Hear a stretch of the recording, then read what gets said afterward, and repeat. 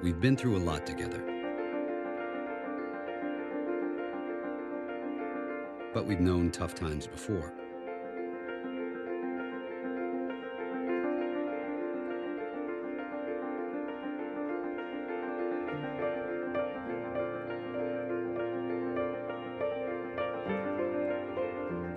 What carries us through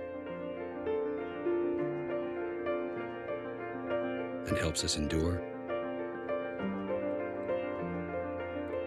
What are the qualities so essential to us and the leaders who have occupied this office?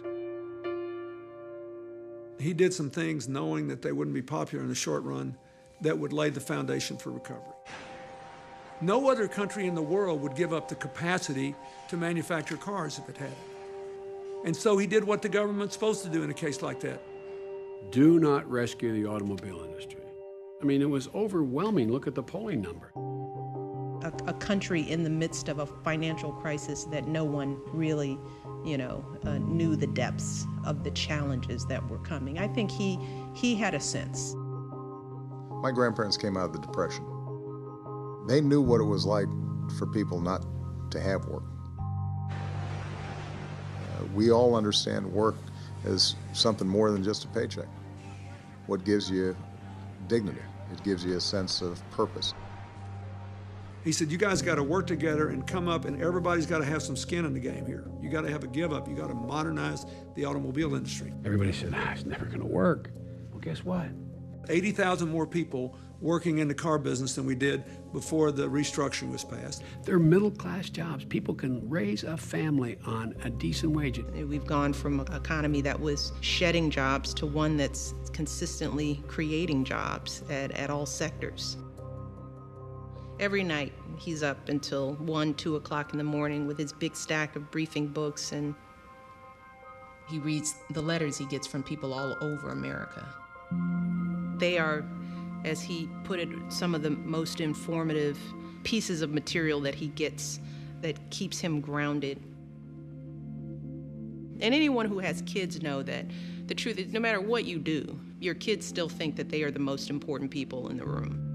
So we sit around the dinner table, and he's the last person to be asked, oh yeah, how was your day, Dad? I mean, really, he's an afterthought. He never starts a conversation by saying, what's the best political decision here? What'll help us the most? Never. So he wasn't going to back out just because it got hard, just because it didn't poll well. That's just never been who he is, and it's certainly not how he will ever govern this country. When my mom got cancer, she wasn't a wealthy woman, and it pretty much drained all her resources. Watching your mother die of something that could have been prevented, that's a tough thing to deal with. The reason he pushed ahead, knowing that there could be horrible political consequences for him, just as there were for me, is that healthcare costs have gone up 3 times the rate of inflation. This is a huge economic issue because we spend 17.5% of our income on healthcare. Anybody who gets medical care, hundreds of thousands of dollars. Imagine working class mom opening up that kind of bill, with somebody sending that to her with a straight face. That understanding of that kind of reality for millions of Americans drove him to make sure that this legislation got passed. It takes a conscious effort to stay connected with what's going on in people's lives. This was a matter of principle for him. He ran on it, he said he was going to do it, and he did it. You hire the president to make the calls when no one else can do it.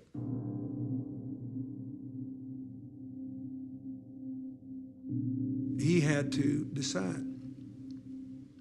That's one thing George Bush said that was right. The president is the decider-in-chief. We were only about 50% sure that bin Laden was in that compound. But I had 100% confidence in our Navy SEALs. I sat in that room with him when we were getting feeds on what was going on at the time. sat there resolute, concerned, just watching. You got him. Confirm it. Just boom, boom, boom. Then came and explained to everybody the next day in the cabinet room what happened. I mean, this is a guy who, as I said, a backbone like a ramrod. Good evening. Tonight, I can report to the American people and to the world. He took the harder and the more honorable path, and the one that produced, in my opinion, the best result.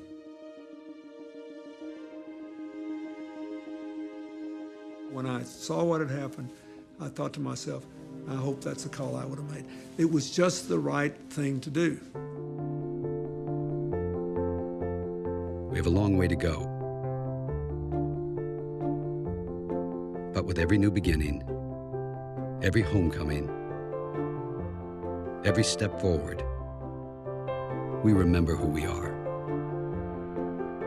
What's really allowing this economy to heal and get us moving again is the resilience and the strength and the character of the American people. They don't quit. They don't give up.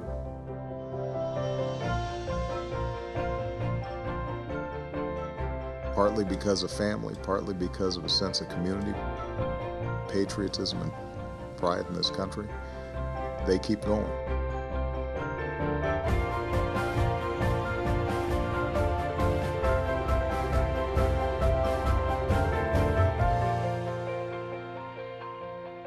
That's the incredible gift that the American people keep giving back to me in this job.